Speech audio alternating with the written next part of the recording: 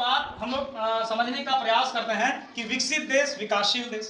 बहुत सारे बच्चे नहीं समझ पाते हैं विकसित देश क्या है और विकासशील देश क्या है। तो भारत कैसा है? भारत तेजी से बढ़ता हुआ एक अर्थव्यवस्था है, जो कि हम लोग अभी 5वें पोजीशन पर 4थे पोजीशन की ओर जा रहे हैं। तो विकासशील देश किसको कहते हैं? विकासशील देश का पहला है कि कम प्रति व्यक्ति आय, जो पर कैपिटा इनकम है, अगर कम है तो कैसा देश है?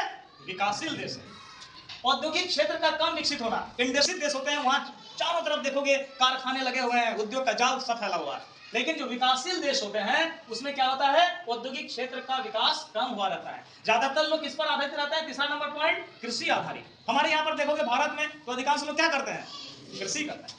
निम्न जीवन स्तर, बहुत हाई फाई सोसाइटी में हम लोग का ज्यादातर लोगों को देखोगे नहीं रहते हैं। कुछ ही चंद लोग के पास सारी सुख सुविधाएं हैं, अधिकांश लोगों के पास बहुत कुछ नहीं। तो जीवन स्तर निम्न है। जनसंख्या बहुत तीव्र गति से बढ़ना, चीन को हम लोग पीछे छोड़ दिए ना, तो इतनी तेजी से हम लोग बढ़ रहे हैं, हमारा जनसंख्या बढ़ रहा है।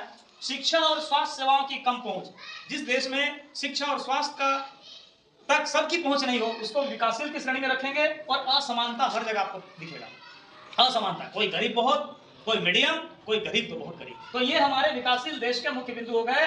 कम प्रति व्यक्ति आय का होना, औद्योगिक क्षेत्र का कम विकसित होना, कृषि पर आधारित होना, निम्न जीवन स्तर, उच्च जनसंख्या, शिक्षा और स्वास्थ्य सेवाओं की कम पहुंच और असमानता। ठीक है ना?